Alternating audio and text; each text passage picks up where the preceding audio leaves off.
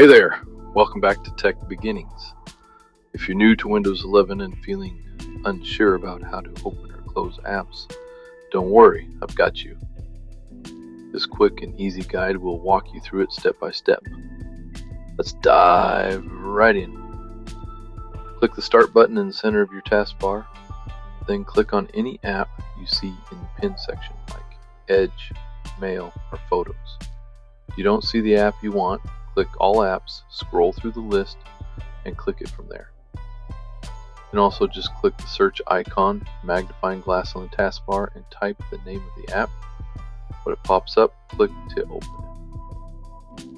Once your app is open, look at the top right corner of the window, click the X to close it, just like closing a web tab, or right-click the app's icon on the taskbar and select Close Window.